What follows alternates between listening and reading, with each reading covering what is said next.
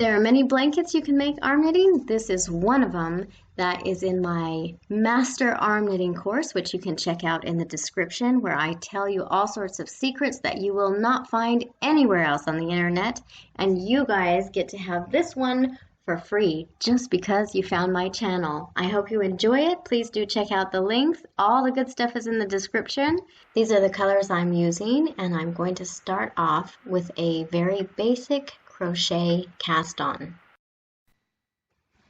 The crochet cast on is done by simply tying a slip knot, and then we are going to insert our arm through the loop and pull more yarn out. Now when you're counting your chain stitches, and we're making a chain here, you never count the first stitch. So that is stitch 1, and as we grab our yarn and pull this out, this is going to be stitch 2 and 3 and so forth. So we want to do this until the blanket is until the chain, is as long as we want our blanket wide. So the length of this chain will determine how wide our blanket is. So you can make it shorter or longer. I've counted out my stitches in a certain number because I want them to match with the blues that I have. So I have white, blue, white, blue, white, blue. So you need the amount of stitches you want. You want these little dashes along the back side, and on the front side, this is what it will look like. This is the front of the blanket. Give it a tug. It should look like a braid. And sometimes you'll have little white bars sticking out the front. These dashes that are in the back sometimes stick out the front, and to sort that, you just simply push them to the back. Now, if your yarn is extremely thin, it's a bit hard to see these sometimes. So for the first loop, you just pull it up at a 90-degree angle and then find the next dash and pull your yarn through to make your loops. And this is going to be row 1. So I'm just finding each dash and pulling more working yarn through. The yarn that is connected to your ball is always called working yarn. That means it's unknitted and it's just coming right from the ball. So I'm pulling my working yarn through the loops. I'm pulling them all out as white. However, you can tie on your colors on this row if you want to. But for my blanket, I chose to just pull up all whites, and then we're going to tie on our colors as we go down the next row. This blue is the first color that I want to go on. So I want my stitches to go white, blue, white, blue, white, blue, white, blue. So I'm skipping the first stitch, that's going to be white. And now I go to the second bar, and you just tie on your new yarn onto the bumpy bar on the back. Now our white yarn always needs to travel with us, so our blanket doesn't split in half and is actually joined. So that white yarn goes with us, and then this blue stitch goes over the top of the white yarn and then up through the loop. So you'll be able to see what's happening. Okay, so we've done a blue stitch, a white stitch. We are going to actually tie our working yarn onto the blanket with our new color. This is another shade of blue. And then we're going to do the same thing that we did before, which is pull a new loop through that white loop above it.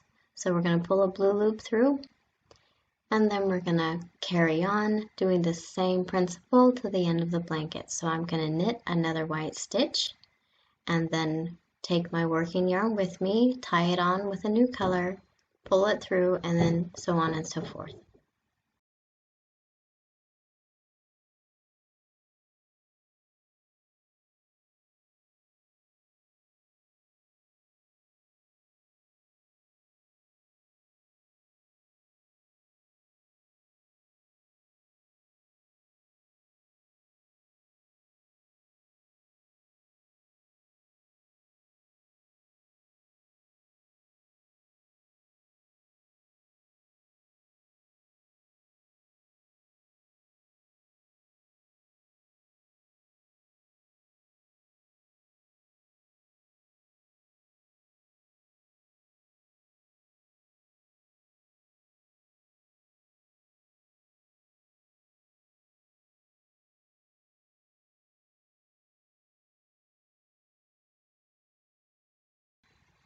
Okay, we're coming to the next row, and we are going to carry on with the same method, except we're not tying new yarn on. So our working yarn always travels with us. So we knit our blue stitch, knit a white stitch. You see how we're pulling our white stitch, our white working yarn across the back of the blue stitch, and then the back is kind of hooking over the top of it to hold it in place. This is very important. If you don't do that with your blanket, you'll have this huge chunk of yarn hanging on the back, and it'll be floppy and loose and really make your blanket look really horrible. So it's important that you cinch it down into the blue stitches. It's also important that you don't have too big of a gap when you're pulling your yarn across the back of it, so the white yarn that's traveling with you is nice and snug and it's not loose and floppy as you're cinching it down. If you do that, you'll have an absolutely perfect blanket. So you can see how I'm going across with the same method all the way to the end. Now on the end stitch, I just pull my white yarn straight through, and I want to say on all end stitches, we always knit the last stitch, but we don't knit it as the first stitch of a new row. We just skip that one and go right on to our blues. And this is to make the edges of our blanket nice and smooth. If you would knit that edge stitch as the first stitch in every row as well as the last stitch, it will have a big bump on it, which is great if you want a big textured blanket, but if you want a smooth edge, it's always skipped. The first stitch in every row is always skipped. So we are continuing again with the same method, pulling our working yarn across, knitting our whites, pulling it across the back of the blues, and then going up over it. And I think it's hopefully you guys have caught on to what we are doing. By the way, you're looking at the back of the blanket at the moment. These are all purl stitches. And I'll be flipping it over for you in a little bit so you can see how it looks.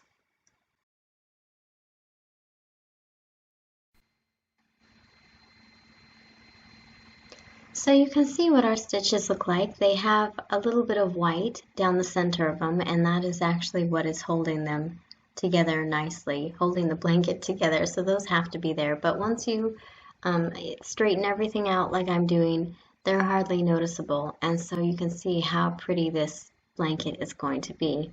I'd love to see a bigger blanket made with this method. If you guys make one, you have to show me. I would love to see that.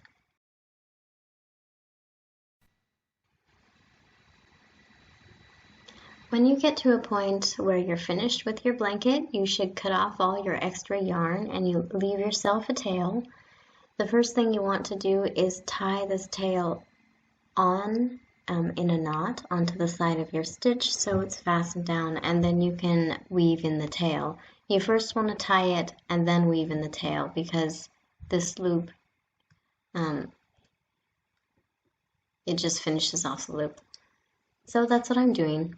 I tied it, now I'm weaving in the tail so it can't be seen. I'm just weaving it back into the same color. However, you can weave it in however you like.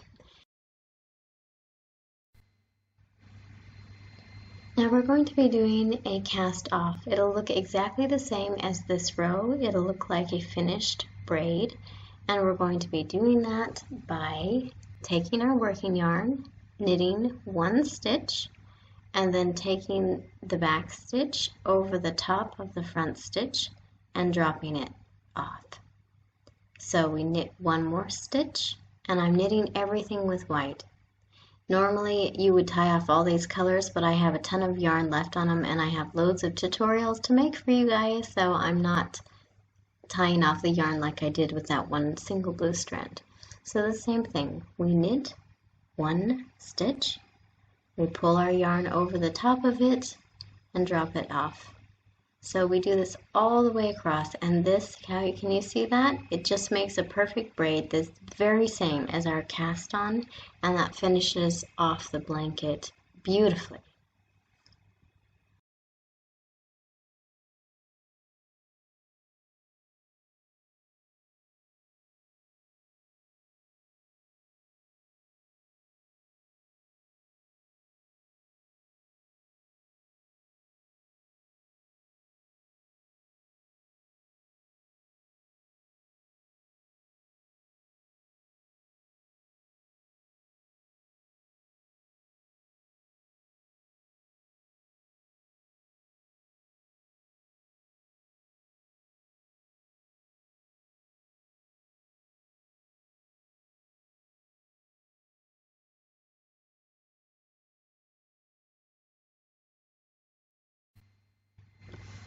Now to finish off the blanket, for the very last stitch, you would normally cut your yarn with a little bit of a tail and pull it through the loop, cinch it up nice and tight, and then weave in your tail along the edges of the blanket, and it will blend in beautifully. So I'm just showing you with the loop since I'm not going to cut my yarn, because like I said, I have loads more tutorials to make for you guys with this yarn, so I don't want to be breaking it up. I hope you enjoyed this. This is what the blanket looks like in its finished state.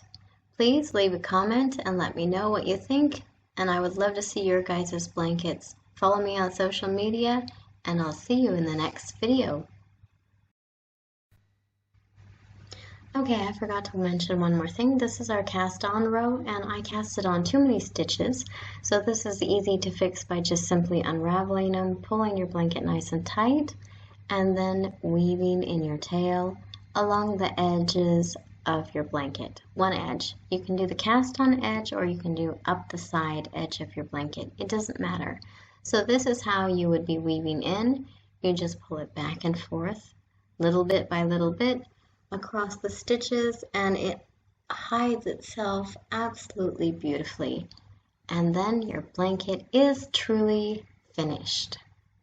Ta-da! Beautiful.